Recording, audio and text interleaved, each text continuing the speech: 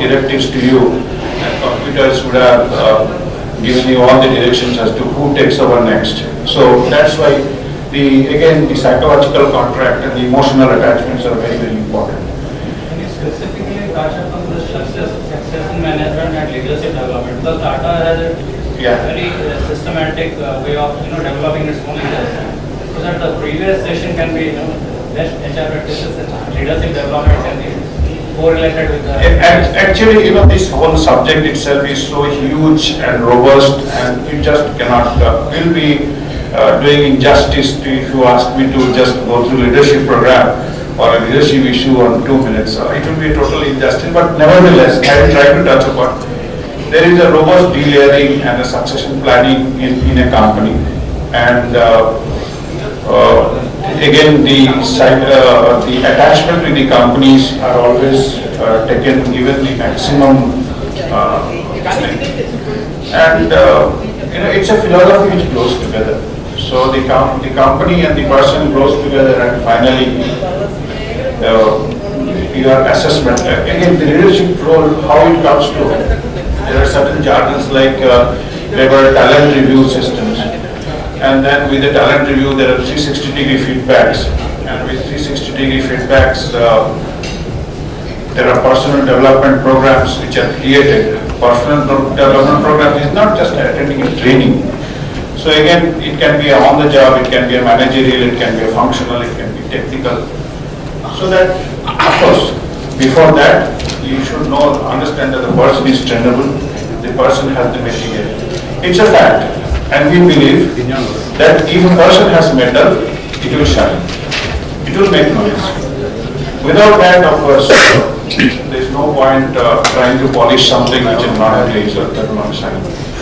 So those are the things. So basic traits are there, and then we have our own systems. Like one thing we follow is Tata business model.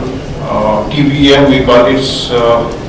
More of an American system where the health of organization is assessed, and based on a lot of feedbacks are there. Business excellence model. And those business excellence model, if you take part, if you take part in such models or in such activities, the personal growth is tremendous other than the knowledge that you grow.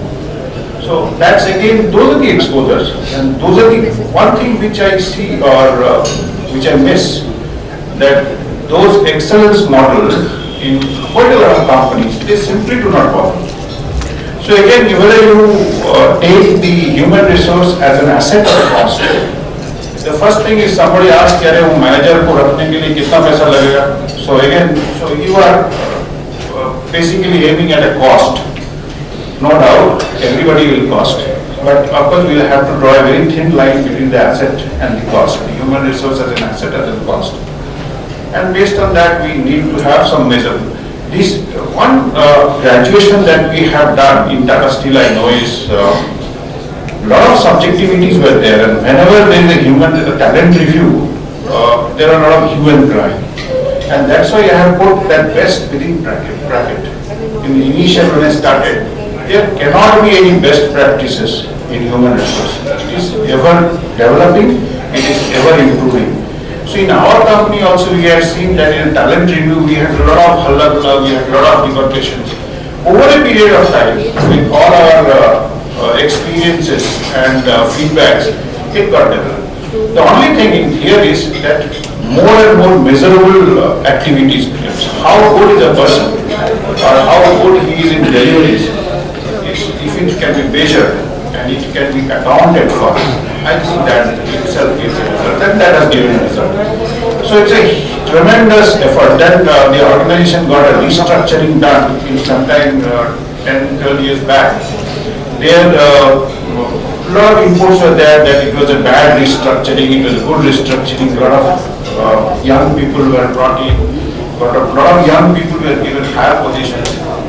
But over a period of time it has settled at the average age of the company. Although the company is more than 100 years of time, but then the average age of the executives have come down. So that is how it has become more agile, nimble-footed. Because today the change and response is one of the major important factors in any company to thrive and improve. So that agility and nimble-footedness has to improve. And that is where, being a century-old company, so those things were a little missing, and those are what has come out.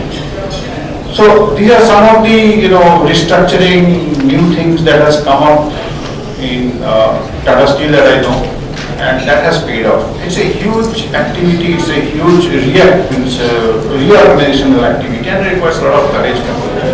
It might cripple the company, it can take the company, but nothing will happen in one day. It will take some time to settle down. I just give to just next. Again, technology, competitive presence, slowly. Competitive presence, response to changes, as I talked of, these are important. Next. Again, the cost and asset part I was talking next. It's too light. Again, one thing, this is one for a slide I just dwell upon and finish off. In one thing, this is a pyramid that we follow in our growth. The vision that we co-create, and we know that we are all part of it. That is translated into activities through balanced scorecard. Again, that's the only jargon I am using, Mr. Gupta. Sorry for that. Balanced scorecard is a tool that we use to, for next 5 years, where to reach and what are the actions that are required to do, what are the measurable units each year that we need to power up. And then from balanced scorecard, it cascades down into individual key result area. And then from key result area, it will cascade down to field service agreement, the FSAs in each of the departments. And from FSA, it becomes the review, the talent review. Then from talent review, the personal development program and the reorder. Okay. So, if you have got any slides, so that's all again, that's the whole thing. With this, thank you for ACCI and the forum for giving me this opportunity. Thanks a lot. Thank you.